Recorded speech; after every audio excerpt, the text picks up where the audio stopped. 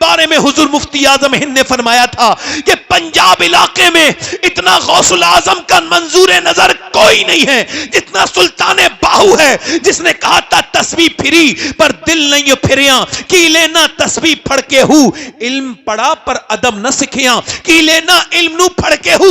جب ماں باپ نیک ہوتے ہیں تو بچے نیک نہیں بلکہ ولی بن کے پیدا ہوتے ہیں۔ سبحان اللہ، نعرہ تکبیر، نعرہ رسالت، نعرہ غوثیت، مسلک اعلی حضرت علماء اہل بچے سنت۔ جلدی بولو، بچے ولی بن کے پیدا ہوتے ہیں۔ مگر میری طرف توجہ کریں، غور کریں، بس یہ آپ سے کچھ باتیں کرنی تھی۔ فاروق بھائی کے والد صاحب کو اللہ ان کی مغفرت فرمائے۔ آمین۔ اصل میں زوال نعمت کے بعد قدر نعمت ہوتی ہے انسان۔ جب کوئی چلا جائے تو انسان اس کو یاد کرتا ہے۔ میرے نبی کریم صلی اللہ علیہ وسلم سے عرض کی گئی، یا رسول اللہ قیامت کب آئے گی؟ تو حضور نے فرمایا اللہ کے علم میں ہے۔ صحابی نے پھر پوچھا حضور قیامت کب آئے گی؟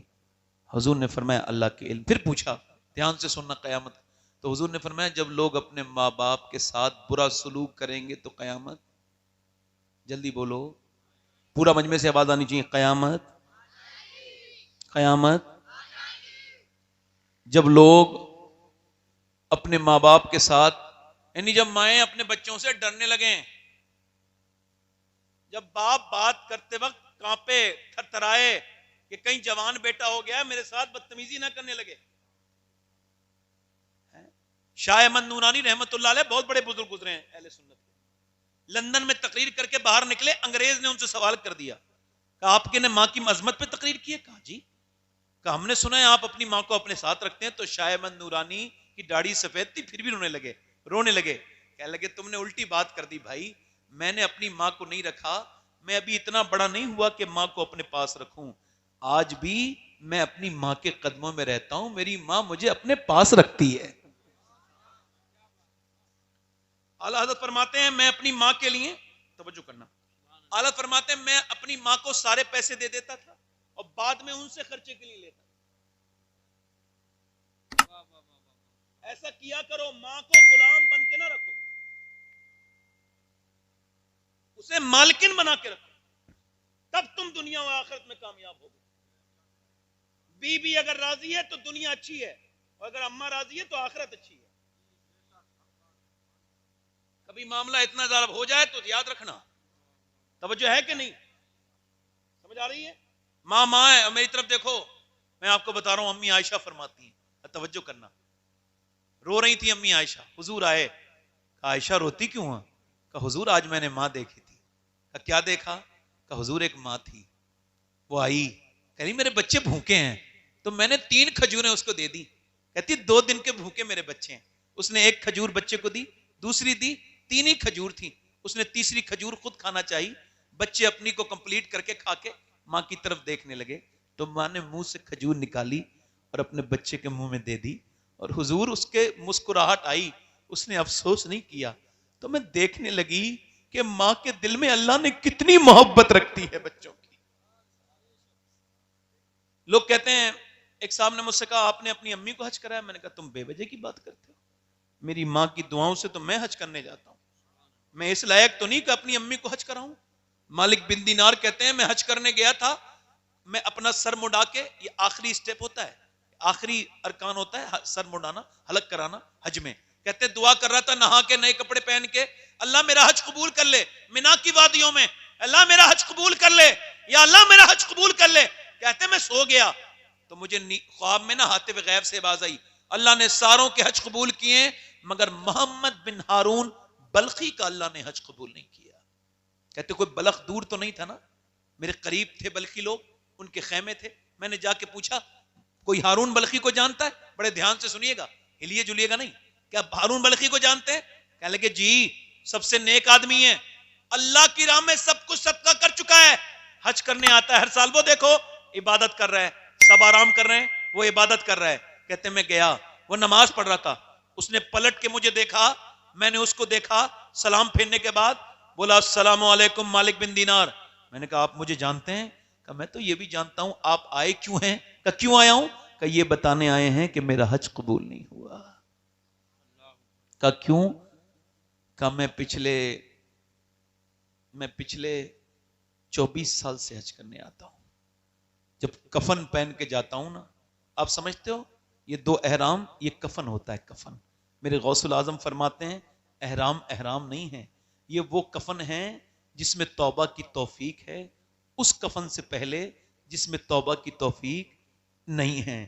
کہتے کعبے کو دیکھ کے روتا ہوں اور پھر اپنے گناہ یاد آتے ہیں. ہائے وہ کیسے لوگ تھے جو کعبے کو دیکھ کے روتے تھے. غوث العظم مکے کی گلیوں میں چل رہے تھے، وہاں کی کنکری اٹھائیں، چومی، تو کسی نے پوچھا اے شیخ مکے کی کنکری چومنے میں کیا حکمت ہے؟ فرمایا میرے نانا 53 سال مکے میں چلے ہیں، کیا پتا کہاں میرے نانا کا پاؤں لگ گیا ہو. مکے جاؤ تو پہاڑوں سے پوچھا کرو کہ تم نے تو حضور کو دیکھا ہے. جبل ابی قبیس کے پاس بیٹھ جایا کرو، اس سے پوچھا کرو تم نے تو حضور کو سامنے نکلتے دیکھا ہے. اللہ اکبر.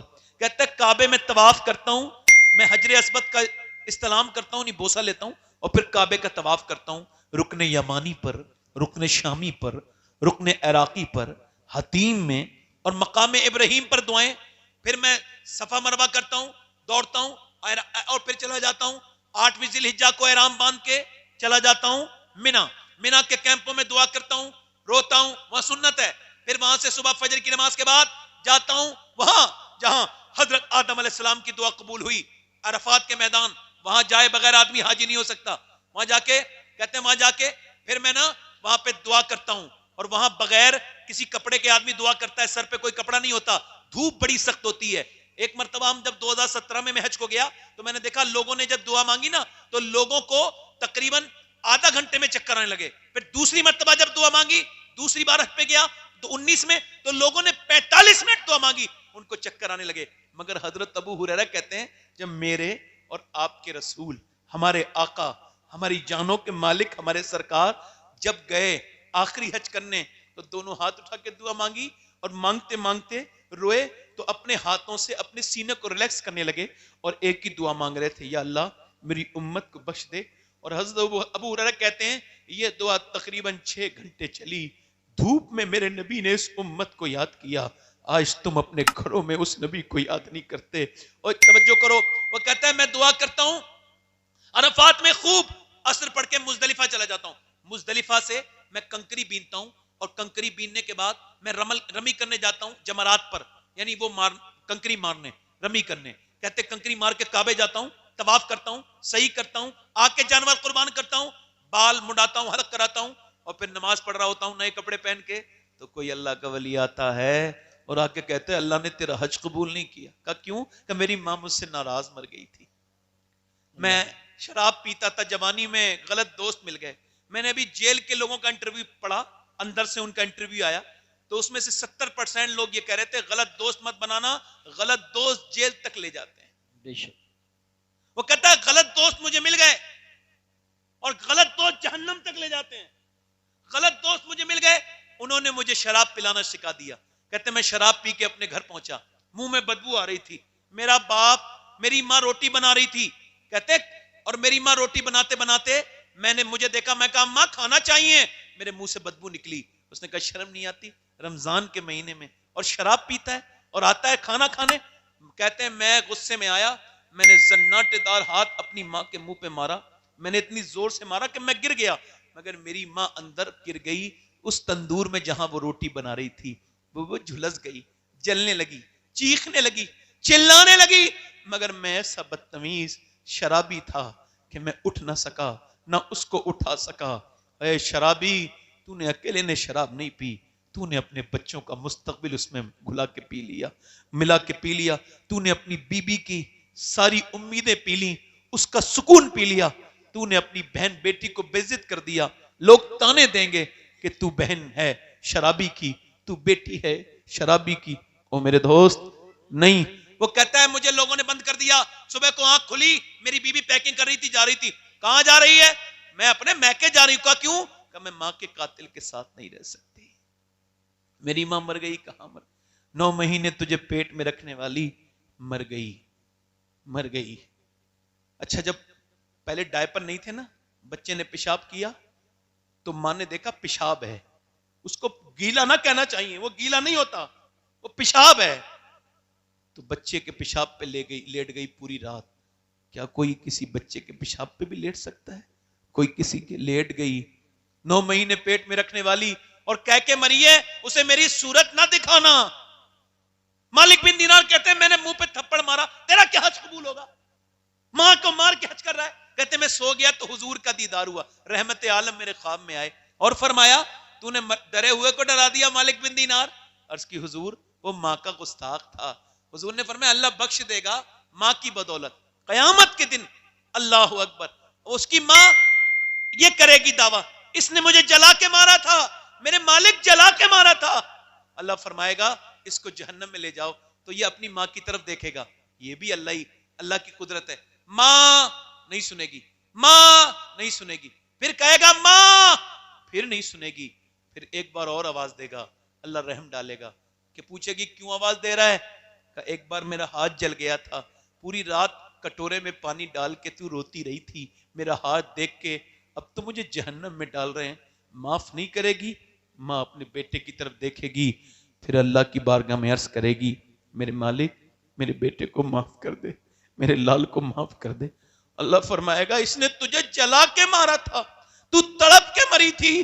کہاں مالک, مری تو تھی مگر میرا لال ہے, میرا بیٹا ہے, تو اس کو معاف کر دے, میرے بیٹے کو جہنم میں نہ ڈال, میرے بیٹے کو معاف کر دے. میں کہتا ہوں بڑی آوازیں سننے ملیں گی زندگی میں, مگر اگر ماں کا لہجہ خاموش ہو جائے تو پھر ایسی کوئی آواز دنیا میں نہیں جو ماں کی آواز کی طرح ہو. کبھی ماں کی قدر کیا کرو, باپ زندہ ہے اس کی قدر کیا کرو. میں تو یہ نہیں بتا سکتا آپ کو کون سے پیر کی کتنی دعا قبول ہوگی, میں یہ جانتا ہوں کسی پیر کے ہاتھ میں چومنے میں اتنا مزہ نہیں جتنا ماں کے ہاتھ چومنے میں مزہ ہے. کسی پیر کے پاؤں دبانے میں اتنا مزہ نہیں جتنے باپ کے پاؤں دبانے میں مزہ ہے. مجھے نہیں خبر کہ آپ پیر کو 10-15 ہزار روپے دے دیں تو اس کی دعا آپ کے لیے سنجیدہ ہوگی یا غیر سنجیدہ ہوگی, اخلاص کے ساتھ ہوگی بھی کہ نہیں ہوگی, اس کو یاد رہے گا بھی نہیں رہے گا, یا قبول ہوگی کہ نہیں ہوگی, یہ مجھے کوئی گارنٹی نہیں, مگر میں گارنٹی سے کہتا ہوں اگر ماں باپ دعا کرے تو میرے نبی فرماتے ہیں ایسے قبول ہوتی ہے جیسے نبیوں کی دعائیں امتیوں کے حق میں قبول ہوتی. سبحان اللہ, واہ واہ واہ, سبحان اللہ. ماں سے دعائیں لو. میری تقریر بس ختم ہو رہی ہے, بس ماں سے دعائیں لو. باپ زندہ ہے تو باپ کی قدر کرو, باپ نہیں ہوگا رویا کرو گے. باپ دوسرا نہیں ملے گا, نہ ماں دوسری ملے گی. اپنے رب کے سامنے یہ خیال کرو میری بیٹیوں میری بہنوں, آپ بھی اس کو مزاج کو اپنے اندر رکھو کہ انشاءاللہ ہاتھ اٹھا کے بتاؤ ماں باپ کی قدر کریں گے انشاءاللہ. اچھا ایک آخری بات یہ ہے کہ بابا فرید الدین کو جانتے ہو؟ بابا فرید الدین ادھر دیکھو, بابا وہ فرماتے ہیں اپنے باپ کا تلوا چومنا بغیر کسی کپڑے کے میرے نزدیک 7 سال کی عبادت سے زیادہ بہتر ہے. سبحان سبحان اللہ تعالیٰ آپ سب کو سلامت رکھے, با کرامت رکھے. انشاءاللہ ارادہ کیجئے نماز پڑھیں گے, دونوں ہاتھ اٹھا کے بولو انشاءاللہ. نماز کی پابندی کریں گے, دونوں ہاتھ اٹھا کے بولو انشاءاللہ. اپنی بہن بیٹی کو پردے کے لیے کہیں گے انشاءاللہ, دونوں ہاتھ اٹھا کے بولو. پردے کے لیے ضروری بات یہی ہے کہ پردہ کروائیں, اور اپنی بہن بیٹیوں کو آخری بات یہی ہے کہ اپنے اندر یہ مزاج پیدا کریں, اور اللہ تعالیٰ آپ کو سلامت رکھے. چونکہ میں میزبان ہوں اور میرے مہمان کوئی اور ہیں, اور میں نے 1 گھنٹہ کا جو بات کی تھی وہ 1 گھنٹہ مجھے ہو گیا, میں نعت کے سب تو بس یہی امید کرتا ہوں. اچھا میں جا رہا ہوں مدینہ شریف, 1 دن کے بعد آپ سب کا سلام پیش کر دوں حضور کی بارگاہ میں انشاءاللہ. اور مگر آپ پہلے نماز کا وعدہ کریں انشاءاللہ, دونوں ہاتھ اٹھا کے بولو نماز پڑھیں گے انشاءاللہ. اپنی بہن بیٹی کو پردے کے لیے کہیں گے انشاءاللہ. اللہ تعالیٰ آپ سب کو سلامت رکھے, با کرامت رکھے, خوشیاں عطا فرمائے, برکتیں عطا کرے. کوئی ایک شخص بھی اٹھے گا نہیں. ہم نے اسد بھائی کو بلایا ہے, اسد اقبال صاحب ہندوستان کے سب سے بڑے شاعر ہیں اس وقت, بے شک, ٹھیک ہے, بغیر کسی اختلاف کے. تو ماشاءاللہ اسد بھائی ہیں, پرانے بھی ہیں اور مقبول بھی ہیں, اور اعلیٰ حضرت کی بارگاہ کے مقبول ہیں. اللہ آپ سب کو سلامت رکھے. میرے ساتھ توبہ کریں, استغفر اللہ ربی من کل ذنب و اتوب الیہ. پڑھ لیجیے لا الہ الا اللہ محمد رسول اللہ. میری زندگی کا مقصد تیرے دین کی